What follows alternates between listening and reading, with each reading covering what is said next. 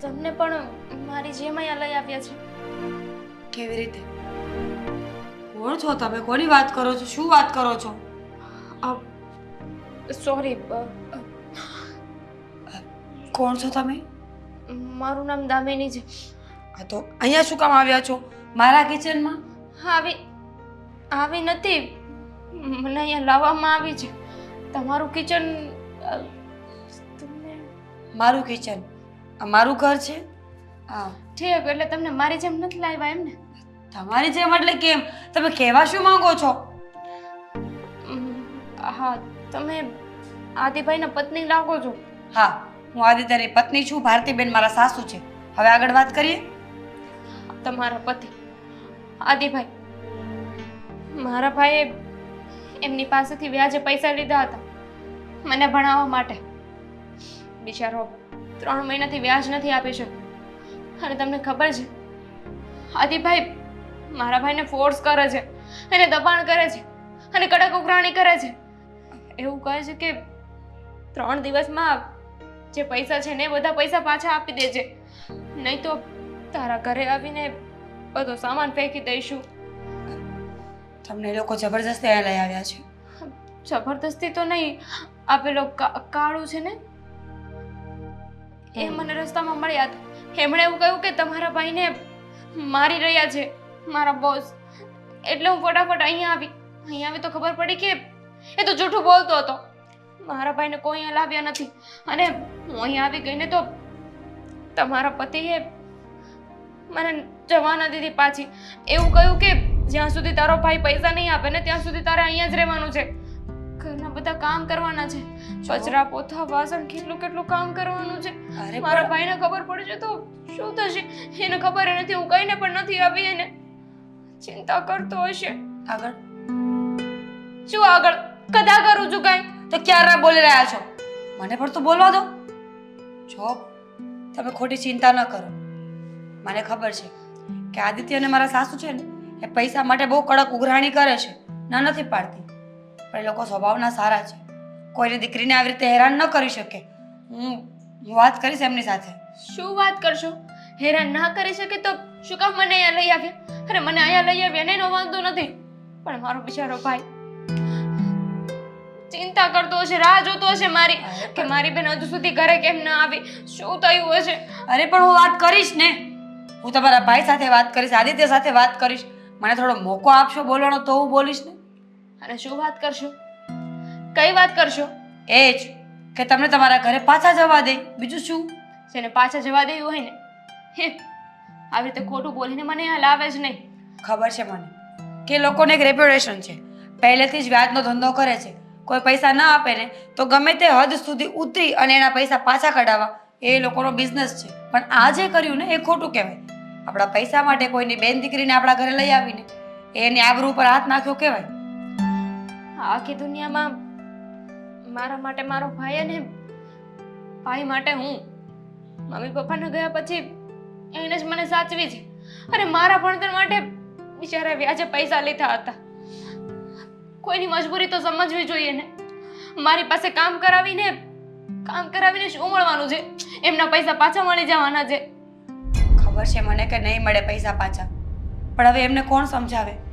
હર વખતે પૈસા ઉઘરાવવા માટે ગમે તે કંઈક ને કંઈક નવા કાંડ કરીને બેસે છે. હું પણ સમજાવીને થાકી ગઈ છું કે બસ હવે આ બધું ક્યાં સુધી? આજ નહીં તો કાલ શેરની માથે સવા શેર હોય જ. કોઈ તમારા કરતાં માથા ભારે આવશે ને ત્યારે ભાન પડશે. કોઈ આવે કે ના આવે, પણ સહન તો અમારે કરવું પડે છે ને. અત્યારે બેઠવું તો અમારે પડ્યું ને. અમારી પાસે જો એટલા પૈસા હોત તો એમની પાસેથી વ્યાજે પૈસા શું કામ લેત? અરે તમને તો મજા આવીને કહી દીધું કે 3 દિવસમાં પૈસા પાછા આપી દેજો. અરે બિચારો કોઈ નાનો માણસ ક્યાંથી એટલા બધા પૈસા લાવે? 6 મહિના, ખાલી 6 મહિનાની વાર છે. પછી મને સારી એવી જોબ લાગી જશે. ખબર છે મને તમારી બધી પરિસ્થિતિઓને હું સમજી શકું છું, કારણ કે હું જે ઘરમાંથી આવી છું ને ત્યાં પણ આવું જ કાંઈક હતું. પપ્પાએ બહુ મહેનત કરી છે. બધા ભાઈ બહેનોને ભણાવવા માટે વ્યાજે પૈસા લીધા છે. ઘણીવાર ઉછીના પૈસા કર્યા છે અને ઘણી વખત પોતાની ખ્વાહિશોને અમે મારી નાખી છે. સમજણ બધી જ છે મારામાં, પણ મારું ચાલતું નથી આ ઘરમાં. તમે લગ્ન કરીને આવા ઘરમાં શું કામ આવે? શોખથી થોડું અવાય છે. મમ્મી પપ્પાને એમ હતું કે બહુ પૈસાવાળા છે, છોકરો બહુ સારો છે તો મને સાચવશે. પણ અહીંયા આવીને ખબર પડી કે આ સારાઈનું કારણ શું છે, પાછળ શું છે આ બધી વસ્તુઓની.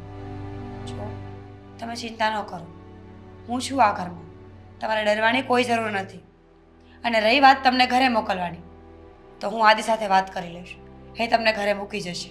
ઓકે, જાઓ તમે આરામ કરો. કામ કરવા લાવ્યા છે. હવે જાઓ ને, હું આવું છું ને.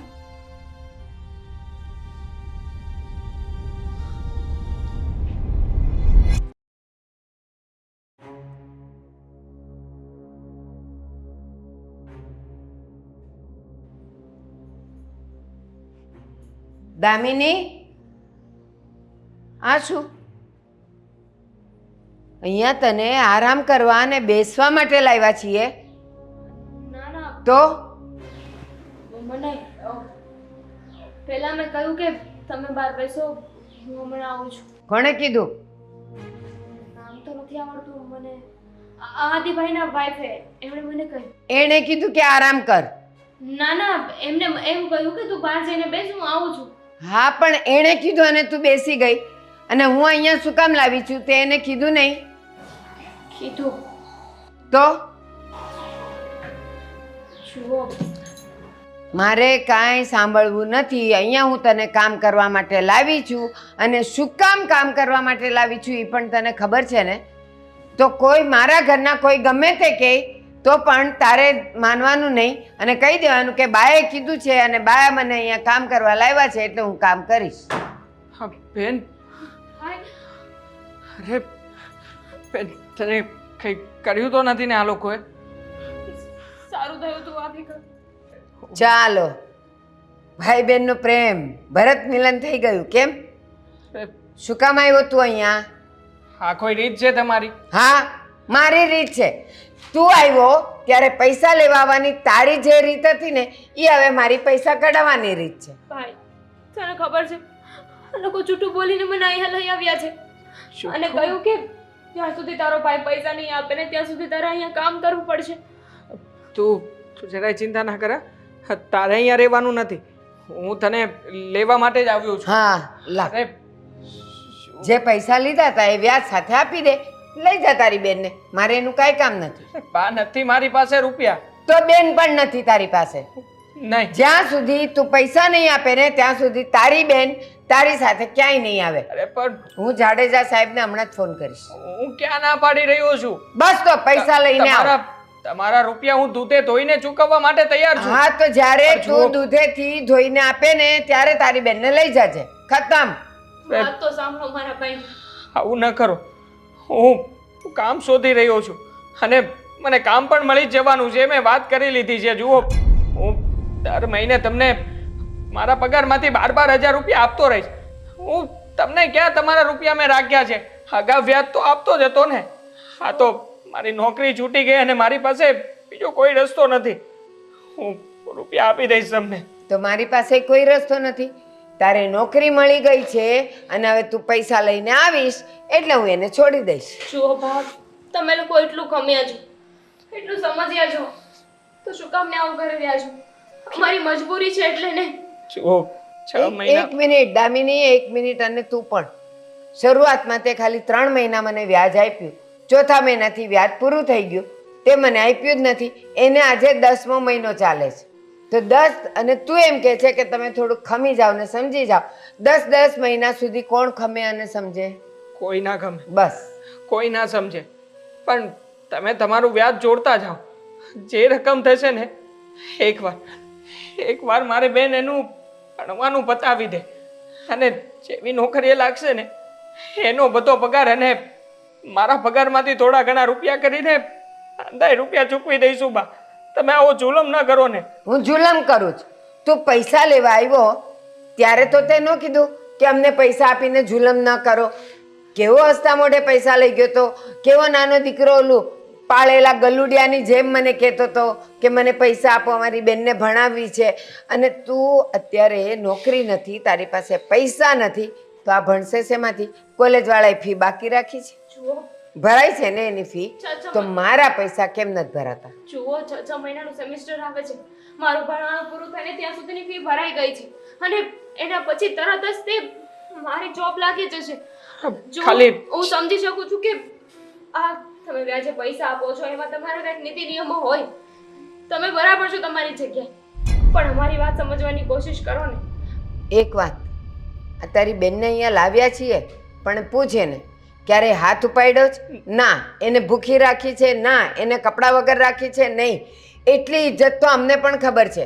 પૈસા આપ્યા છે વ્યવહારે અને લેવાના છે વ્યવહારે. હા હા, મારે આપવાના પણ છે વ્યવહારે. ખાલી 6 મહિનાનો સમય આપો ને. 6 મહિનામાં મારી બેનનું ભણવાનું પતી જશે એટલે તમારા રૂપિયા હું તમારા ચરણોમાં આપી દઈશ. તો એક કામ કર, તું 6 મહિનામાં પૈસા આપી દેવાનો છે ને? હા. આખો દિવસ કામ કરશે ને રાતે વાંચશે ને પરીક્ષા આપશે. ના, થઈ ગયું. એવું નહીં કરું ને. કેમ? મારી સાથે મારી બહેન સિવાય બીજું કોઈ પરિવારનું સભ્ય નથી. જો તમે કહેતા હોય ને તો નહીં પકડું છું તમારે. ના, તમે કહેશો એમ કરીશ. બસ. જરાય પગ જો, પકડવાની જરૂર આવું નથી. નહીં ચાલ કરવાનું. જા. જુઓ, તું એમ માનીશ કે પગ પકડીશ એટલે હું પીગળી જઈશ? કોઈ અસર નહીં થાય. અહીંયા તો પૈસા આપ્યા હતા એટલે પૈસા લેવાના, એમાં કોઈ પછી નરમાઈ આવે નહીં. બા, હા, એને બાબા મારી જરૂરી છે કુટી હોય તો કે તારી બેન પર અમે હાથ ઉપાડ્યો. ચાલ ઊભો થા, જવા દો ને. ઊભો થા. નહીં, મને શરમાવાની વાત નહીં કર, નહીં તો હું એને નહીં મોકલું. મોકલીશ જ નહીં. ભાઈ પથ્થર ઉપર પાણી રેડને તો એ પીગળી ન નહીં જાય. પીગળું. તું જા અહીંયાથી. એક બીજો રસ્તો પણ છે મારી પાસે. તમે મને કામ ઉપર રાખી લો. હા, મારી બેનને જવા દો. એને એ કઈ કામ નહીં કરે. હું અચ્છા. કામ કરી લઈશ કરતા હા, બધા. હા, હા, તું કામ કરી લઈશ. હા. તો તારી બેન તારા વગર પેલા ઘરે એકલી રહી શકશે, તું એના વગર ત્યાં નથી રહી શકતો. હા, ભાઈ, તું મને સમજાવવાની કોશિશ નહીં કર. પૈસા લઈને આવજે. તારી બેન એવી ને એવી જ પવિત્ર છે, લઈ જજે. જા, બસ જા. મળવું હોય તો એકવાર મળી પણ લે.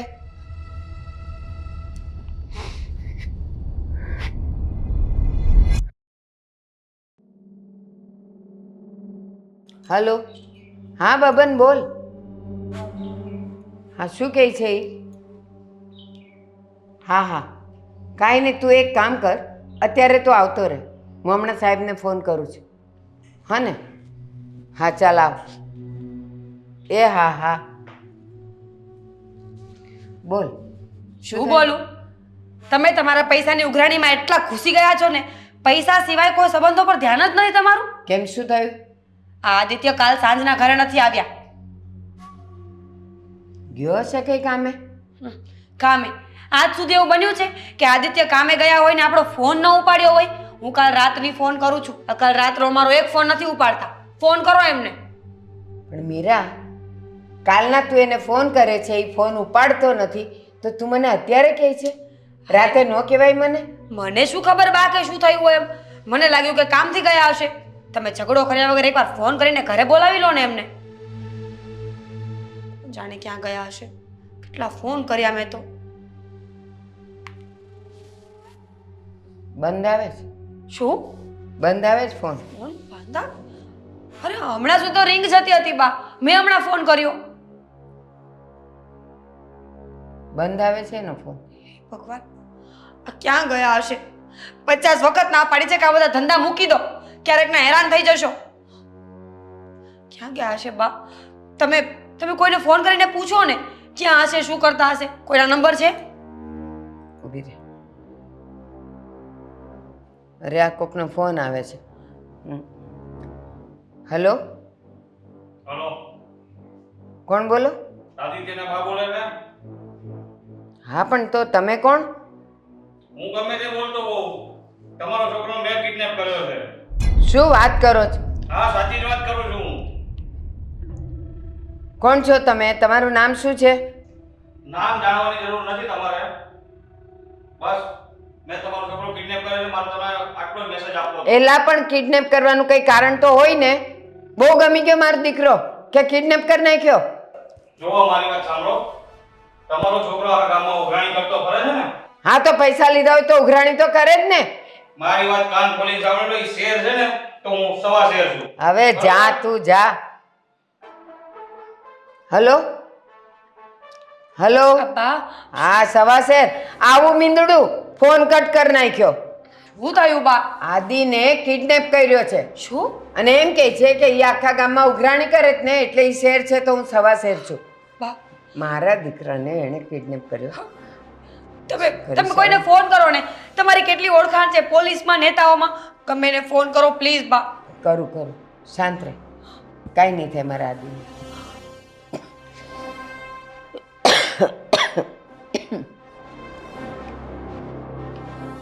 હલો હલો અરે મારો આદિ છે તમારે ત્યાં? નથી આવ્યો?